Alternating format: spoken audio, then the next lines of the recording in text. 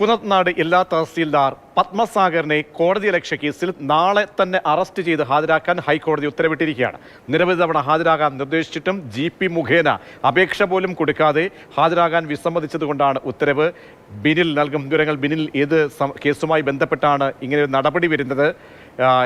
എല്ലാ നേരത്തെയുള്ള മുന്നറിയിപ്പുകളൊക്കെ അവഗണിച്ചതിനാണോ കോടതിയുടെ ഇത്തരത്തിലുള്ള ഒരു ഇടപെടൽ ശിക്ഷ വരുന്നത്? അപൂർവമായി മാത്രമേ ഇത്തരത്തിലുള്ള ഇടപെടലിലേക്ക് ഹൈക്കോടതി പോകാറുള്ളൂ. കാരണം ഉദ്യോഗസ്ഥർ കോടതി ആവശ്യപ്പെട്ടാൽ കൃത്യമായി കോടതിയിൽ ഹാജരാകുക എന്നതാണ്. പക്ഷേ ഇവിടെ ഈ പത്മസാഗറിനെ സംബന്ധിച്ചിടത്തോളം അദ്ദേഹം നിരവധി തവണ ആവശ്യപ്പെട്ടിട്ടും ഹാജരായില്ല. സർക്കാർ അഭിഭാഷകൻ മുഖേന പോലും ഒരു അപേക്ഷ കോടതിയിൽ സമയം നീട്ടി നൽകണം, അല്ലെങ്കിൽ അദ്ദേഹത്തിന്റെ അസൗകര്യം ചൂണ്ടിക്കാണിച്ച ഒരു അപേക്ഷ പോലും സമർപ്പിച്ചില്ല. തുടർന്നാണ് ജസ്റ്റിസ് ബിജു എബ്രഹാം അദ്ദേഹത്തെ അറസ്റ്റ് ചെയ്ത് ഹാജരാക്കാൻ നിർദ്ദേശിച്ചിരിക്കുന്നത്. നാളെ തന്നെ ഈ എല്ലാ തഹസിൽദാർ കോടതി മുമ്പാകെ ഹാജരാക്കണമെന്ന നിർദ്ദേശമാണ് പോലീസിന് നൽകിയിരിക്കുന്നത്.